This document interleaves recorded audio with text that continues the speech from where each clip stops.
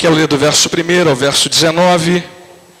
Você acompanhará a leitura do texto de acordo com a versão que você tem em mãos dessa passagem. Gênesis 22, do verso 1 ao verso 19. Vamos considerar a leitura desse texto, a exposição dele, e eu espero de fato que Deus fale ao seu coração através dessa passagem também. Hoje eu quero começar lendo o texto para depois voltar a ele. Depois da gente fazer algumas considerações que vão ser importantes para entender como é que esse texto vai ser aplicado a nós essa noite. Ok, amados? Gênesis 22, do verso 1 ao verso 19. Passagem muito conhecida na vida de Abraão, mas que tem muita coisa para ensinar para nós essa noite. É dito assim: depois dessas coisas, e eu espero poder ajudar você a entender que coisas são essas. Depois dessas coisas, pôs Deus Abraão à prova e lhe disse: Abraão, este lhe respondeu: eis-me aqui. E acrescentou Deus: toma teu filho, teu único filho Isaque, a quem amas, e vai-te à terra de Moriá, oferece-o ali em holocausto, sobre um dos montes que eu te mostrarei. Levantou-se, pois, Abraão de madrugada,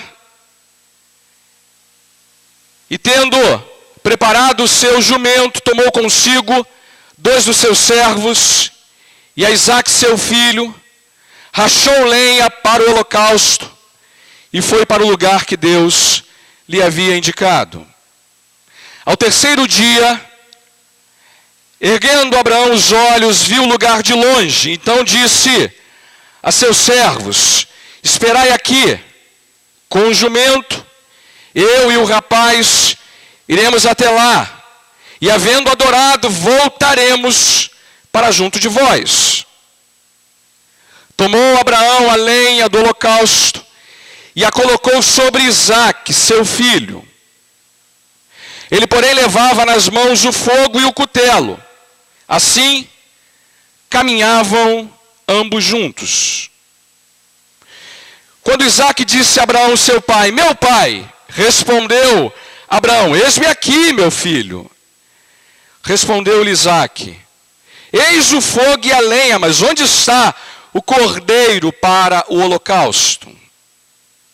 Respondeu Abraão: Deus proverá para si, meu filho, o cordeiro para o holocausto. E seguiam ambos juntos. Chegaram ao lugar que lhe havia designado. Ali edificou Abraão um altar, sobre ele dispôs a lenha, amarrou Isaque, seu filho, e o deitou no altar em cima da lenha. E estendendo a mão, tomou o cutelo para imolar o filho. Mas do céu lhe bradou o anjo do Senhor: Abraão, Abraão!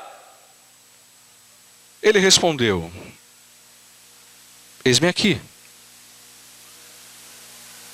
Então lhe disse: não estendas a mão sobre o rapaz e nada lhe faça, pois agora sei que temes a Deus, porquanto não me negaste o teu filho, o teu único filho.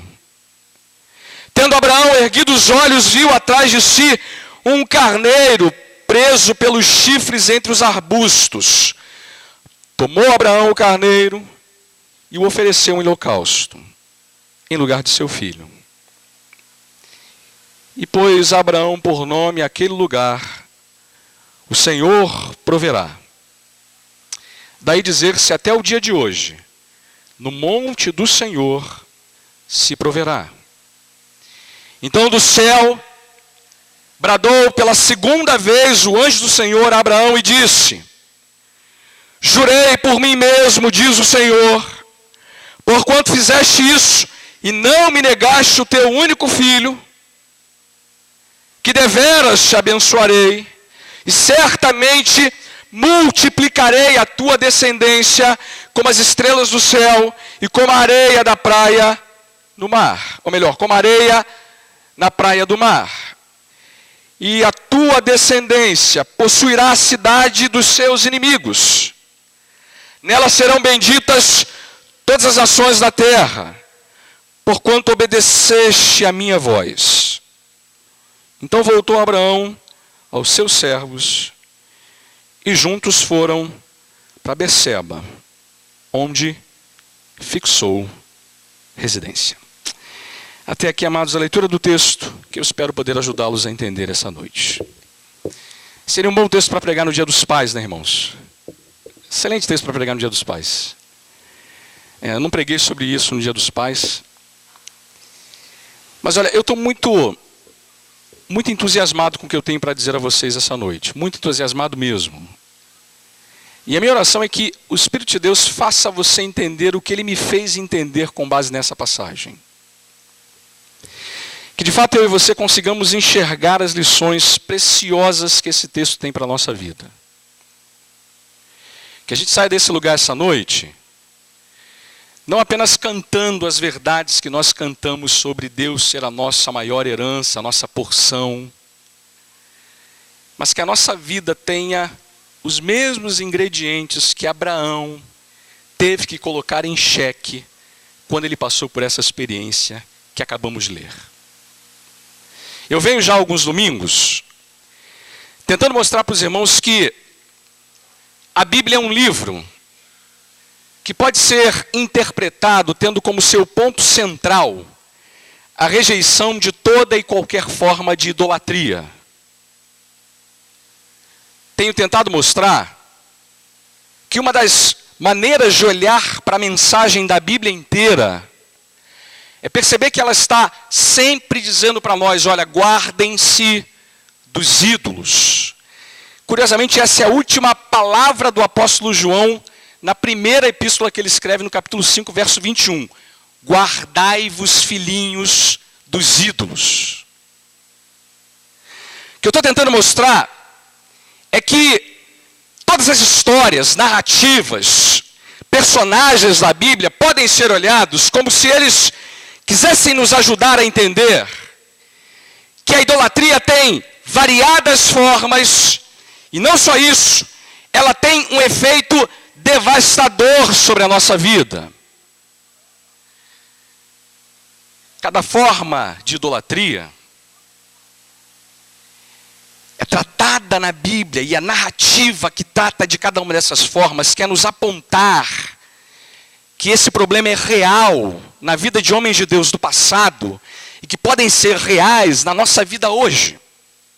Mas não apenas denunciar essas formas de idolatria, mas também mostrar a maneira de extirpar, de evitar, de tirar da nossa vida essa mesma manifestação. Eu acho, irmãos, que nós todos sabemos que a gente vive numa cultura cheia de ídolos. E eu não estou falando aqui apenas do Luan Santana, não estou apenas falando do, de um outro cantor desse aí, da juventude. Estou falando de ídolos das suas mais variadas formas, irmãos. O dinheiro virou ídolo para muita gente, o sucesso virou ídolo para muita gente, a fama virou o ídolo para muita gente. Eu não preciso lembrar aos irmãos que tudo à nossa volta é potencialmente capaz de se transformar um ídolo em nossas vidas. Tudo. Desde a camisa que a gente veste, ao penteado que nós usamos. Do brinco que nós penduramos na orelha, ao batom que dá a cor da nossa boca. Da nossa não, das irmãs, tá? Da nossa é só uma expressão mais forte. Estou dizendo o seguinte, tudo à nossa volta é capaz de produzir isso. E hoje eu quero chamar a atenção para uma outra forma de idolatria, dentre as muitas que eu poderia apontar. Mas essa em especial vai nos interessar essa noite. É o seguinte: quando tudo que nós mais desejamos na vida se transforma num ídolo que nos escraviza. Quando tudo que nós mais desejamos na vida,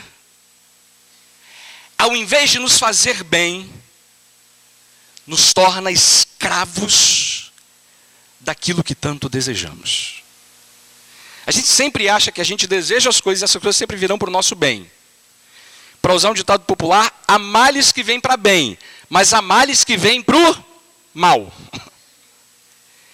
E eu estou chamando a atenção para uma forma de idolatria que pode parecer muito sutil, mas ela é muito presente na vida de muita gente. Talvez na minha e na sua, nesse momento.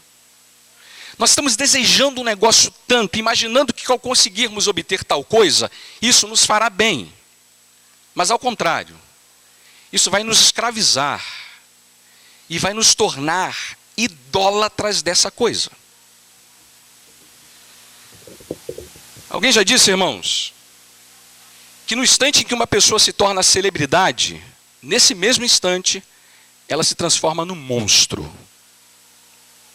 Não sei se isso aconteceu com Robin Williams, que morreu há poucos dias, mas ele foi um homem que buscou a todo custo ter sucesso, proeminência e notoriedade. Vivia deprimido, com problemas com drogas, e tirou a sua própria vida num ato desesperado de resolver os problemas que ele estava enfrentando. Um homem que talvez tenha perseguido ao longo de toda a sua vida essa notoriedade, mas quando ele a obteve, isso se transformou na maior desgraça que lhe podia abater. Eu sei, irmãos, que nossos corações transformam com muita facilidade coisas que desejamos em ídolos que nos escravizam. Você sabe que tem uma frase muito boa sobre isso. Eu vou citar ela. A frase diz assim: qualquer coisa que controla a nossa vida é o nosso Deus. Deus com D minúsculo, tá, irmãos? Qualquer coisa que controla a nossa vida é o nosso Deus. Aí a frase continua. Pessoas que buscam poder são pessoas controladas pelo poder. Pessoas que buscam aceitação são pessoas controladas pelo ouvido ou pelo pensar, pela opinião dos outros. Pessoas que buscam qualquer coisa na vida acabam inevitavelmente com o tempo sendo dominadas por aquilo que buscavam. Aí a frase termina. Nenhum de nós controla a si mesmo. Somos todos controlados pelo Senhor das nossas vidas. E deixa eu dar um outro ponto aqui. Se Deus não operar em nosso coração, nós nunca faremos dele o Senhor da nossa vida. Não tem essa, irmãos. Essa chance não existe. Todos nós aqui somos controlados por um Deus que nós talvez tenhamos buscado, imaginando que podíamos ter domínio sobre ele, mas ele acabou nos dominando. E se Deus não fizer essa mudança em nós, jamais isso deixará de existir em nosso coração. É com base então nessa forma de idolatria que eu quero chamar a sua atenção para a vida de Abraão. E você vai perceber, irmãos, vou antecipar logo esse problema aqui, que Abraão teve esse tipo de armadilha diante dele. Abraão caiu na armadilha de deixar-se dominar por aquilo que ele tanto desejava, a ponto de tal coisa se transformar num ídolo que deixou Deus de lado na vida dele, para que ele passasse a ser escravizado por esse ídolo. Lembra, rapidamente comigo, quem era Abraão? Eu não vou tentar enumerar todas as questões envolvidas na história de Abraão, mas vamos tentar fazer um panorama rápido de quem esse homem era. E eu vou fazer uma separação didática aqui. A primeira vez em que Deus aparece para Abraão, Deus faz para ele um chamado. É o primeiro chamado de Deus para Abraão. E você lembra que ele era um homem da terra de Ur dos Caldeus, que não tinha relação nenhuma com Deus de Israel, com Deus da Bíblia, porque Israel nem existia ainda como povo. ele é anterior a tudo isso. E você se lembra qual é a proposta que Deus faz para Abraão, o chamado que ele faz para Abraão. Você lembra? Se não lembra, veja comigo Gênesis 12, versos de 1 a 3. Rapidinho. Esse é o primeiro chamado de Deus para Abraão.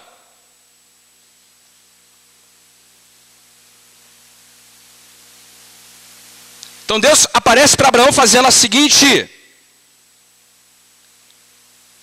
proposta, o seguinte chamado de vida para ele. Diz o Senhor a Abraão. Nesse tempo, então, o nome dele ainda não tinha nem sido mudado. Era Abraão ainda. Sai da tua terra, da tua parentela e da casa de teu pai e vai para a terra que eu te mostrarei. Então, Abraão, sai daí. Deixa tudo que você tem, seus amigos, familiares, vizinhos, parentes. Deixa o teu conforto, a tua casa e vem comigo. E para onde eu vou, Senhor? Não sei, eu vou te mostrar. É curioso isso, né? Abraão vai sem saber para onde vai, mas sabe com quem ele vai. Isso basta para ele.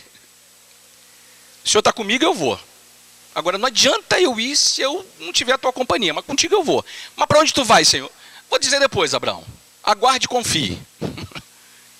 E ele vai. Vai e diz mais, irmãos. De ti farei uma grande nação, e te abençoarei, e te engrandecerei o nome, se tu uma bênção.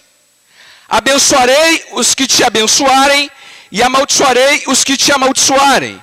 Em ti serão benditas todas as famílias da terra. Então, Abraão não só é chamado para essa aventura na companhia de Deus sem saber para onde vai, mas há uma promessa que diz para ele que ele também seria abençoado de tal maneira que nele todas as famílias da terra seriam abençoadas. Ele seria o pai de inúmeros descendentes. Só que isso era um problema. Um problema enorme para Abraão. Sabe por quê? Porque Abraão tinha 75 anos de vida quando ouviu esse negócio aqui da boca de Deus. 75, irmão. Para usar aqui uma expressão que eu gosto de usar, ele já tinha feito hora extra. Estava já além do segundo tempo. Aqueles 45 minutos já tinha acabado e ainda tinha jogo.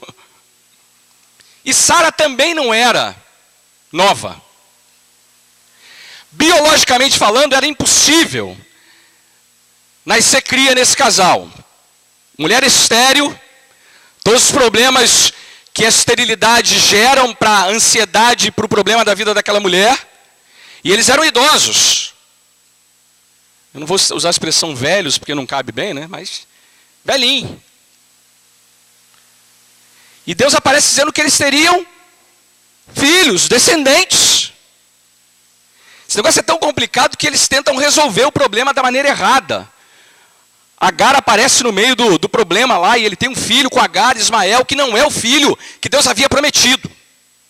Aí você pode pensar, Deus fez a promessa e logo em seguida a promessa se cumpriu. Mentira! Sabe quanto tempo Abraão ficou esperando esse filho aparecer?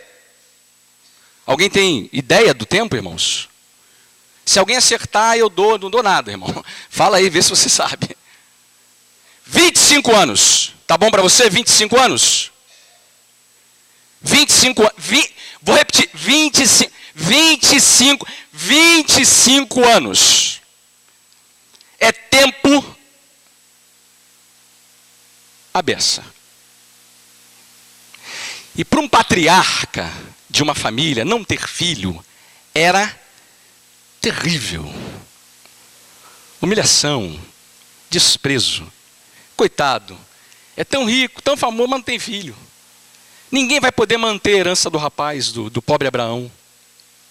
E agora Deus fez uma promessa que demora 25 anos e nada. Nada. Deixa eu dar uma palavra aqui para os irmãos que estão esperando a resposta de Deus. Espere, irmão. No caso de Abraão foi 25, no seu caso pode ser até mais. Ou menos, irmão. Não sei. O ponto é o seguinte, o relógio do nosso Deus nem sempre bate com o nosso. E a maneira dele trabalhar nem sempre é aquela que nós esperamos que ele fizesse. Abraão espera 25 anos para que ele veja concretizado o maior desejo do coração de um pai, de um marido. poder ter filhos. Curioso, irmãos, que quando eles recebem a notícia de que ela vai ficar grávida, eles riem, né? Eles acham aquilo muito engraçado, porque Abraão está com 100 anos. 100 anos, irmãos. Imagina eu com 100 anos fazendo filho. Coisa maravilhosa, irmão. Abraão estava amortecido, irmãos, e a Sara já tinha passado pelo período das mulheres, já não menstruava mais sequer. Eu sei que tem muita coisa boa aqui para dizer, irmãos. Nosso Deus é o Deus das causas impossíveis. Ele faz o que parece ser impossível para a maioria de nós. Esse Deus opera de maneiras muito misteriosas, cumpre seus propósitos de maneira muito misteriosas, de que a gente tem que confiar sempre. Quando Ele diz que vai fazer, Ele vai fazer, mesmo que o tempo pareça conspirar contra Ele, Ele faz. E faz para mostrar que Ele faz a despeito de nós. É com 100 anos que Ele vai ser pai, para que todo mundo saiba que sou eu que estou fazendo. Não tem dúvida. É 90 anos que Sara vai virar mamãe, para que todo mundo saiba que é eu que estou fazendo. Porque 90 anos depois poder botar o menino para mamar no peito, é um negócio inimaginável, irmãos. Mas aconteceu. Esse movimento todo que está acontecendo aqui, é, portanto, o movimento em que Deus está cumprindo, resolvendo a promessa e criando uma certeza enorme de que Deus estava realmente fazendo tudo o que Ele havia prometido para Abraão. Abraão não havia esperado em vão. Deus é fiel, Deus cumpre, Deus responde e vale sempre a pena esperar nele. Tudo, absolutamente tudo que Ele havia sacrificado Abraão em prol dessa promessa, agora, com a chegada de Isaac, tudo isso passou a ter um significado ainda maior. Isaac chega, e um segundo efeito é produzido no coração de Abraão. Tudo aquilo que ele mais desejava se transforma num problema para ele. E é aqui que está o ponto de conversão, de inflexão dessa história. Porque raciocina comigo. Agora eles podem viver felizes e sorridentes para sempre. Está resolvido, já tem o filho, Deus cumpriu a promessa, Deus fez a promessa, agora Abraão é pai, a descendência está resolvida e pronto, vamos viver agora a vida feliz e sorridente. Não é o que acontece. Não é o que acontece. Será que agora que Isaac chegou, a quem pertence o coração de Abraão? Agora que Isaac chegou, Abraão está de fato confiando apenas em Deus? Ou faz de Deus um meio para conseguir aquilo que ele tanto desejava? Agora que Isaac chegou, como é que está o coração desse homem para com Deus? Aquilo que nós tanto desejamos pode colocar a gente na mesma situação. Deseja tanto, e quando chega, o que a gente faz agora? Imagina, eu vou fazer esse paralelo aqui, irmãos. Imagina, Abraão agora tem um menininho, e o menininho é o Isaac lá, o bonitão, o neto, o filho de Abraão na velhice. Imagina, ele vai visitar a casa de um outro patriarca e fala: rapaz, aqui o menino, olha que menino bonito. Agora é a propaganda do menino. O menino ocupa o espaço agora quase central da vida dele. Agora tudo é o menino que Deus me deu, o menino. E esse menino passa a ter um valor muito mais amplo do que Deus na vida do próprio patriarca. A prova disso, irmãos, é que a história de Abraão não termina no capítulo 21. A prova disso é que Deus faz para Abraão um segundo chamado. E é o chamado que nós lemos. O que tem esse chamado? O chamado tem umas coisas muito interessantes para a gente observar. A Bíblia fala desse segundo chamado, primeiro, dizendo que ele é um teste. Preste atenção no verso 1 do capítulo 22. Depois dessas coisas, pôs Deus Abraão à prova. Agora, o chamado tem outro propósito: pôr Abraão à prova. Essa palavrinha aqui é muito importante para a gente entender o que está acontecendo nessa passagem. Depois de tudo que Deus já havia feito por Abraão, pode parecer muito estranho para nós que agora Deus venha colocar Abraão à prova. O raciocínio que eu estou usando é o seguinte: Deus já não tinha prometido que daria Isaac? Isaac não nasceu. Agora ele não é pai mais, não é mais um pai sem filhos, não é mais um patriarca sem filhos, para melhor dizer. Agora ele já não tem um filho, já não tem garantida a descendência. Agora Deus já não fez tudo o que ele havia prometido que faria. Por que Deus vem agora e coloca Abraão à prova? Por quê? E tem mais. A prova tem uma denúncia contra Abraão.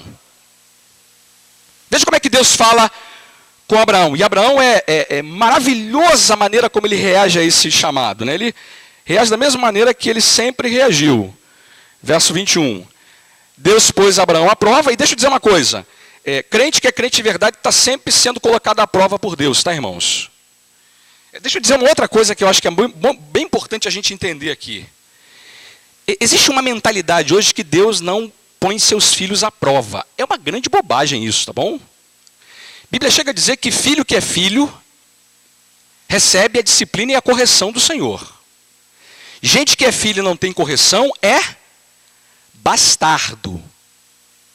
Eu li uma pesquisa recentemente, há um tempo atrás, que diz que a melhor maneira de você manifestar que você ama o seu filho é disciplinando ele. A partir desse dia, lá em casa, as surras passaram a ter um outro significado, irmãos. Eu bato dizendo assim: eu amo, mas corrijo. Deus está colocando Abraão à prova porque ele precisa ser colocado à prova. Para com essa bobagem de pensar que a sua maturidade, a sua relação com os ídolos serão resolvidas sem que Deus coloque você à prova. Ele vai colocá-lo.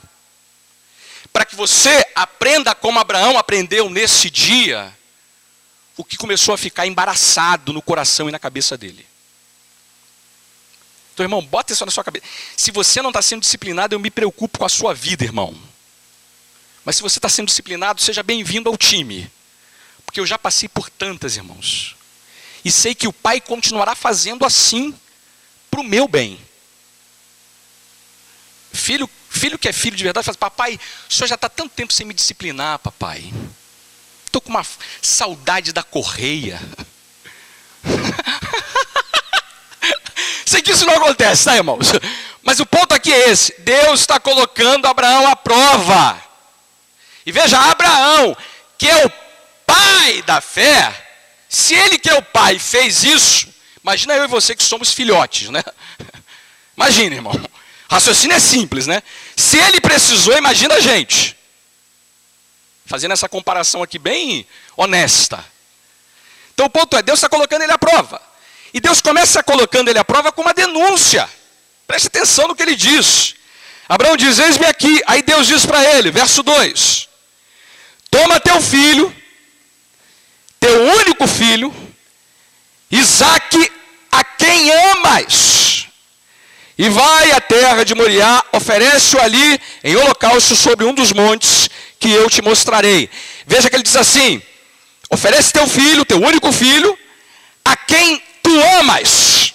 Aqui está a chave para a gente entender o que estava acontecendo no coração de Abraão. Essa expressão, a quem amas, não deve ser entendida de uma maneira errada. Não é que esteja errado um pai amar o seu filho. Obviamente não é esse o problema aqui. O problema aqui é que Abraão passou a amar Isaque num nível que tornou esse amor quase adoração. Isaque passou a ser para Abraão muito mais do que apenas o seu filho. Isaque passou a ser o centro da vida de Abraão, a razão de ser de sua existência. Antes era Deus e sua palavra, e agora é Isaque. Isaque era uma espécie de redenção para o coração desse homem que havia esperado por tanto tempo o cumprimento da promessa. E veja, o cumprimento de uma promessa. Era uma coisa boa. Um filho que ele amava. Mas ele transformou esse amor pelo filho em algo que o escravizou a um ídolo. Irmãos, deixa eu fazer uma denúncia aqui quanto a nós mesmos. Não me entenda mal, irmão. A gente pode fazer isso com tanta coisa na vida, irmão. Pede, pede, pede. É quando Deus dá. O que Deus deu se transformou naquilo que substitui Deus na nossa própria vida. Pode fazer isso com filhos, com carreira profissional, com bens materiais, com aparência, com casamento e com tantas outras coisas. E eu não estou dizendo para você, irmão, que você não deva buscar de maneira honesta essas coisas na sua vida. O que eu estou lhe chamando a atenção é para o fato de que essas coisas podem se transformar no seu maior problema. Eu sei, hoje eu falei com o irmão, ele falou assim: pastor, Deus deu para a gente um carro lá, legal, Deus abençoe, mas jamais permita que qualquer coisa que Deus lhe dê se transforme num obstáculo entre você e Ele. Não sei se eu estou sendo claro, irmão. Vocês estão olhando para mim com aquela cara assim: pastor, magoou. Irmão, não magoa não, eu estou revelando uma coisa que a gente tem que entender sobre o nosso coração. O filho é quem tu amas. Eu quero ele em holocausto. Deus está dizendo assim: eu quero Isaque para mim. Isaque é meu. Fui eu que te dei, eu quero ele de volta.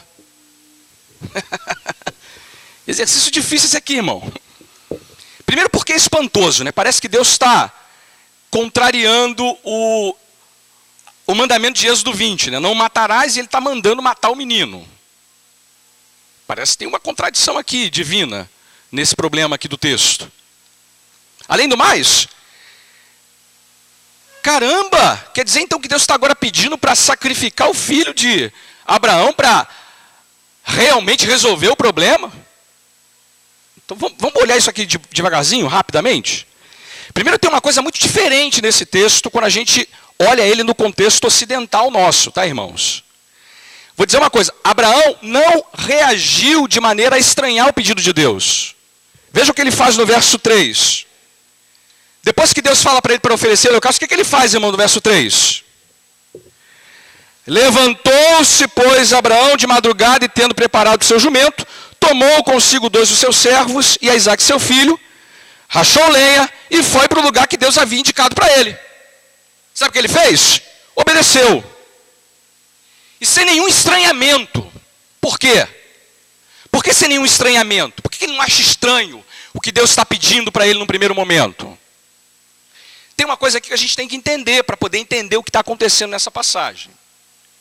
Assim, vou tentar fazer um paralelo. Se ele falasse assim: olha, Isaque, pega Sara e sacrifica Sara, Abraão estranharia muito.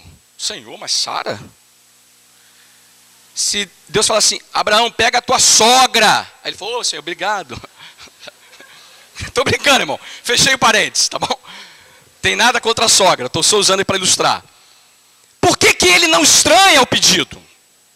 Por quê? Tem um contexto aqui importante. O contexto é: nós, voltando àquele tempo, temos que lembrar que a sociedade instaurada no tempo de Abraão não era a sociedade individualista que nós vivemos hoje.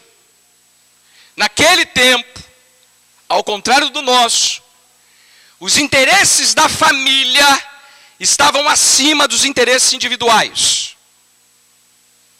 As pessoas não viviam para concretizar os seus sonhos a despeito do problema que isso poderia provocar em termos familiares. Ao contrário, são os interesses da família que definem os interesses individuais. E o primogênito funcionava nesse esquema de maneira muito importante. A gente vê resquícios disso hoje em dia. O filho mais velho é o filho que incorpora, que encarna os sonhos, os projetos, as realizações da família. É ele quem se responsabiliza para manter a herança familiar e lutar por ela.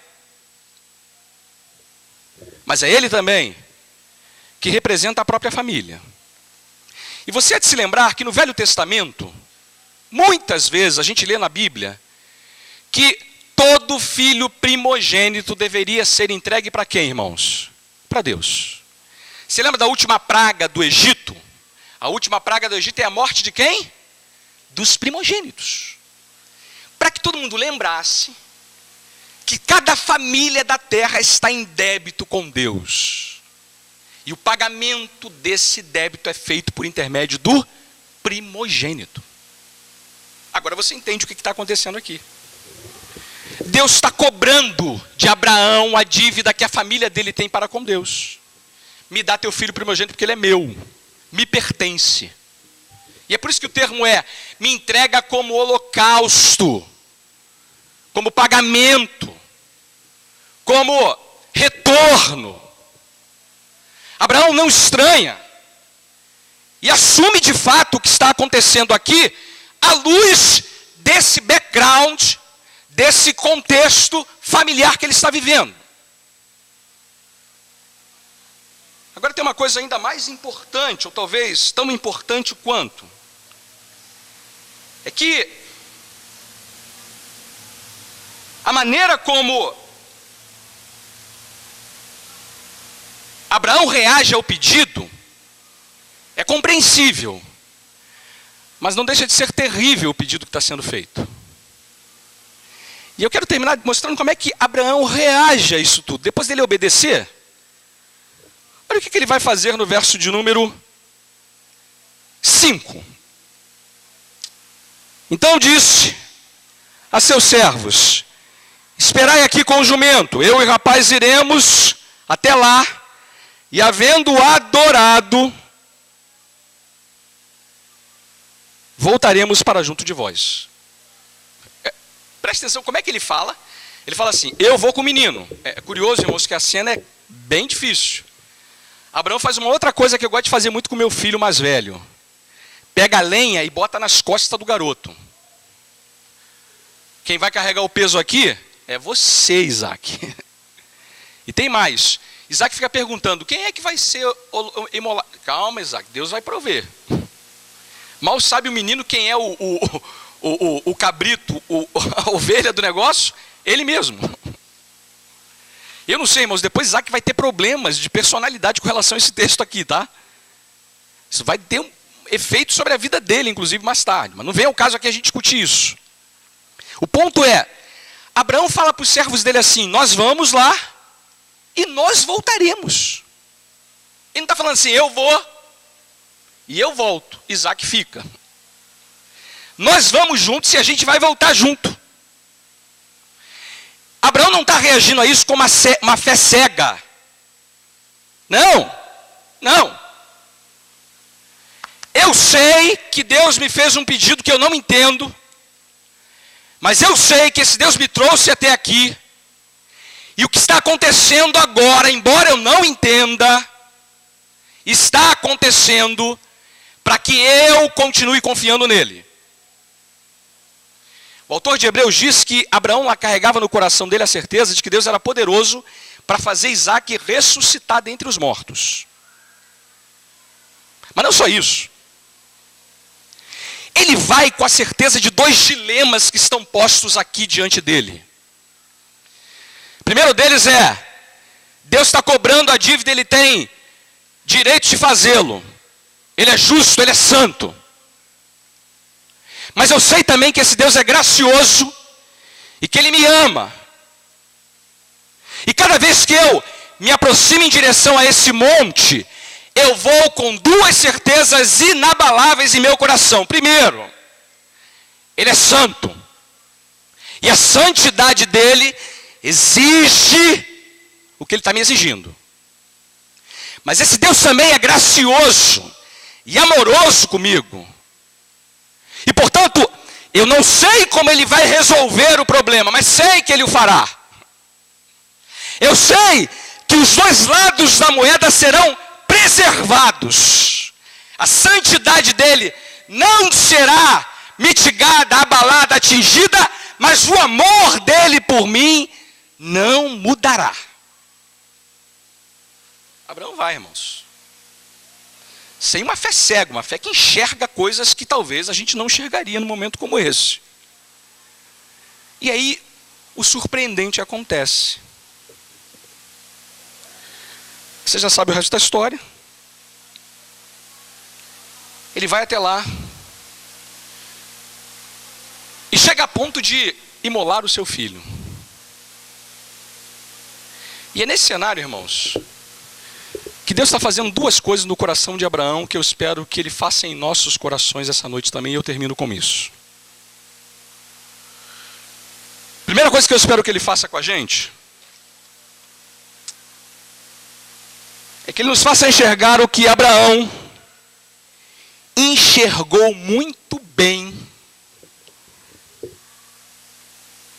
nessa experiência. Deixa eu dizer uma coisa. Às vezes Deus tem que levar a gente para esses lugares aqui para a gente enxergar o que Abraão estava enxergando, irmãos. Talvez essa seja uma noite para você aprender com Abraão a colocar seus Isaques no mesmo lugar que Abraão colocou. Talvez alguns de nós aqui estejam carregando um monte de Isaque. Um monte de Isaque. Isaquezinho que a gente está criando. Que a gente está permitindo que sejam para nós muito mais importantes do que o próprio Deus. A primeira lição é essa. Enxergar esses Isaques, ou melhor, esses Isaques, e colocá-los no seu devido lugar. E sabe qual é o lugar de Isaque? Amarrado na lenha, irmão. A ponto de ser sacrificado. Primeira coisa que Abraão enxergou claramente nesse texto é que essa prova era uma prova sobre amar a Deus sobre todas as coisas. Essa prova era sobre um homem que desejou muito ter um filho, mas deixou que seu filho se transformasse em um ídolo do seu coração. Veja que depois que ele está a ponto de imolar o seu filho e Deus impede-o de fazê-lo, olha o que Deus diz para Abraão na passagem no verso 12. Então lhe disse o anjo: não estendas a mão sobre o rapaz e nada lhe faças, pois agora sei que temes a Deus, porque não me negaste o filho, o teu único filho. Agora sei que temes a Deus. Como assim? Deus já não sabia que ele temia a Deus? Claro que sabia, sempre soube. E temer a Deus aqui é sinônimo de ter medo de Deus? Obviamente que não. A frase podia ser traduzida: agora eu sei que tu me amas acima de todas as coisas. Agora eu sei que no teu coração e na tua vida, ninguém ocupa o lugar que é só meu, para ser ocupado só por mim. Agora eu sei, Abraão, que tu não me negaste o teu filho para mostrar que eu sou muito mais importante para ti do que o teu filho. Talvez quem tenha se esquecido disso, Abraão, tenha sido você mesmo. Eu te coloquei à prova, Abraão, para que você aprendesse de uma vez por todas que nada que você deseja deve ser maior do que eu em sua vida. Eu te trouxe até aqui, até esse monte, Abraão, não para que eu descobrisse que você me teme, mas para que você saiba disso e nunca mais se esqueça. Sabe que tem uma coisa curiosa aqui, irmãos? A gente tem a impressão de que Deus está matando Isaac. Deus não está matando Isaac coisa nenhuma, Deus está salvando Abraão. Deus está salvando Abraão. Salvando Abraão da armadilha. Salvando Abraão da idolatria. Salvando Abraão de ter colocado Deus no lugar que Deus jamais deve ser colocado. Irmãos, dá uma olhada aí no seu coração, querido. Vê se você não está fazendo algumas coisas assim na sua própria vida. Deixa eu dizer mais. Coisas que você está buscando a vida inteira. Está buscando. Aí quando você receber, isso vai se transformar em algo muito pior para você do que você imaginava.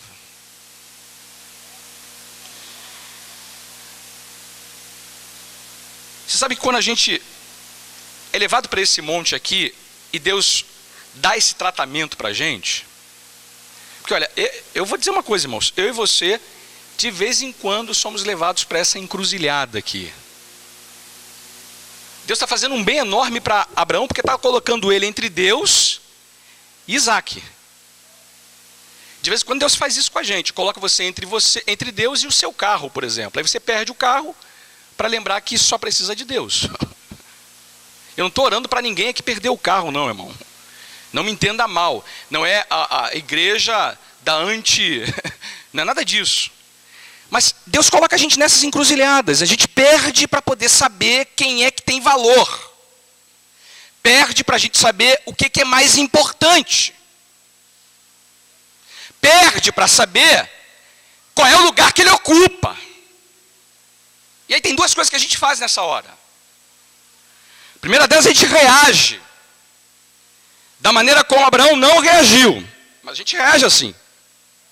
Fica deprimido, com raiva, desapontado, magoado, desanimado, prostrado. Senhor, eu trabalhei tanto para obter, eu não mereço o que está acontecendo comigo. Eu não aceito o que está acontecendo. Senhor, eu não quero perder. Meu filho, tem que perder, meu filho. Perder para saber quem eu sou na sua vida. Segunda reação é a reação de Abraão, que é maravilhosa, né? Ele sobe no monte para entender, para enxergar, para mudar a sua expectativa, perspectiva e relação com aquilo que ele havia vivido a vida inteira para buscar e que agora havia se transformado num pequeno ídolo do seu coração. Porque agora, ele sabe que teme a Deus. Ele sabe que tem a única coisa que pode garantir de fato para ele o amor, a paz, a segurança de tanto quanto ele necessita e que ninguém pode roubar isso dele. Na hora da prova, a gente pode dizer para os nossos ídolos: eu tenho Deus e posso tranquilamente viver sem vocês. Você e eu jamais aprenderemos nessa vida, irmãos, que Jesus é tudo o que nós precisamos enquanto não aprendermos também que Ele é tudo o que nós temos. Eu e você jamais aprenderemos nessa vida que Jesus é tudo o que nós precisamos enquanto não aprendermos também que Ele é tudo o que nós temos. E às vezes, precisamos ser lembrados disso pelo Pai. Não se engane, tudo que você tem, irmão, é Jesus. E tudo que você tem é tudo que você precisa. Segunda lição desse texto, e eu termino com ela, é aquilo que Abraão talvez não tenha entendido tão claramente quanto nós podemos entender. Abraão não entendeu com tanta clareza o que esse texto está dizendo sobre todo o plano de Deus para a humanidade, para mim e para você. Isaac não foi sacrificado e não seria, porque os pecados da família de Abraão não seriam resolvidos com o sangue daquele primogênito. É verdade que o texto diz que ele encontra lá um carneiro preso pelos chifres entre os arbustos. Abraão toma esse carneiro, oferece em holocausto em lugar de seu filho. Essa é uma imagem belíssima, que lembra para a gente uma outra coisa muito mais importante. Deus resolve o problema, irmãos, que estava no coração de Abraão quando ele sobe para esse lugar. Como é que um Deus santo, que tem direito de cobrar o débito do pecado da humanidade, pode ser santo e gracioso ao mesmo tempo? Isso é verdade porque um substituto foi providenciado. E ele não era filho de Abraão. Não no sentido mais pleno e completo do termo filho aplicado a ele. Um substituto foi providenciado porque ele é o verdadeiro substituto do filho Isaque de Abraão e de todos nós. E ele, quando estava no Monte Calvário e não no Monte Moriá, suplicou pelo Pai: Deus meu, por que me desamparaste? E a resposta que ele ouviu foi apenas o silêncio. Ele que não havia cometido pecado algum, se fez pecado por nós, para que nele fôssemos feitos justiça de Deus. A Bíblia é cheia de referências a esse texto como uma antecipação do que Deus, o Pai, faria através do seu Filho na cruz do Calvário por nós pecadores. A Bíblia gosta de dizer que essa história, essa experiência de Abraão, é o melhor retrato da libertação completa, definitiva, que Deus providenciou para nós através do seu Filho, o Senhor Jesus Cristo. Mensagem é: nele, no Filho que se entregou por nós, se fez pecado por nós, substituiu-nos em nosso lugar, nós temos certeza de amor, de aceitação, de segurança. A gente enxerga, irmãos, até onde Deus o Pai foi para nos amar. Que na cruz Deus o Pai se faz justo e justificador de todo aquele que tem fé em Jesus. Ele continua sendo santo, mas é também gracioso. E uma vez que a gente deposita todas as nossas fichas nesse amor, não há ídolo nessa vida que seduza mais o nosso coração. Foi assim que o apóstolo Paulo resumiu a ideia que está apresentada aqui, que talvez a gente possa enxergar muito melhor do que Abraão. Ele diz assim uma ocasião: aquele que não poupou o seu próprio filho, mas o entregou por todos nós, não nos dará com ele graciosamente todas as coisas? Aquele que não poupou, Abraão teve Isaque poupado, mas Deus o Pai não poupou. E se ele foi tão longe para nos amar, não é verdade que nele também encontraremos todas as coisas que nós tanto desejamos e necessitamos? Amado, a maneira de você esmagar esses ídolos do seu coração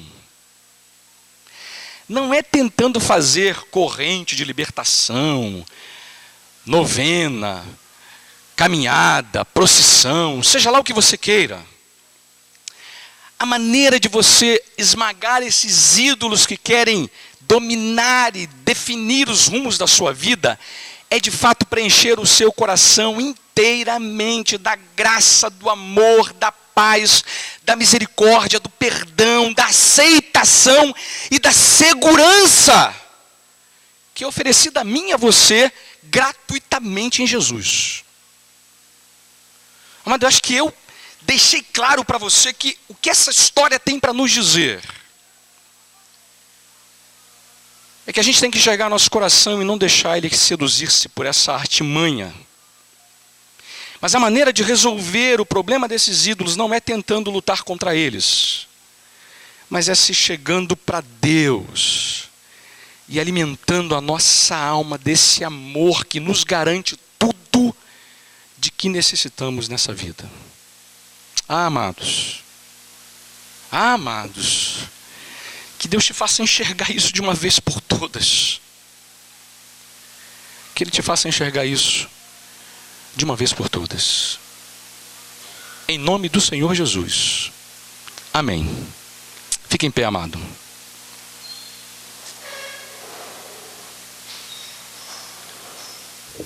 Terminei 20:59, irmãos. Olha que coisa maravilhosa, hein?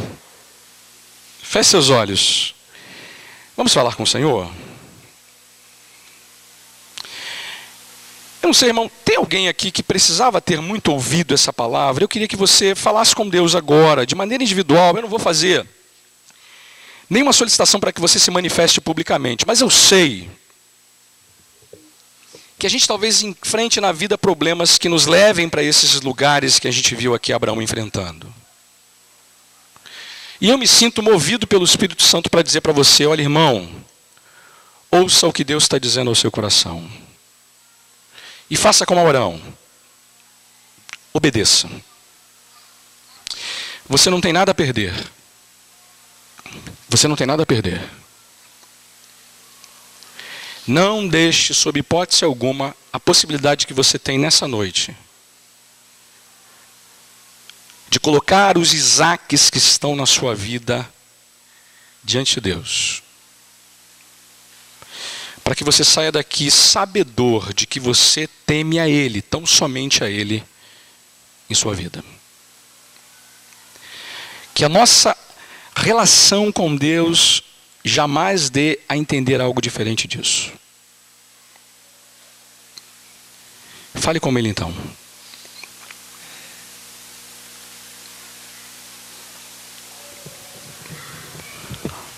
Pai, ajuda-nos a enxergar com muita clareza aquilo que o Senhor disse ao nosso coração essa noite. Não queremos brincar com essas coisas, Senhor. Não queremos adiar e postergar o que o Teu Espírito está dizendo ao nosso coração.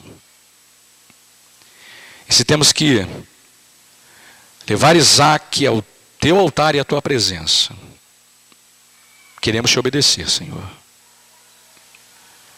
Queremos perder, se for necessário, para que o nosso coração repouse, descanse, dependa, confie inteiramente no Senhor.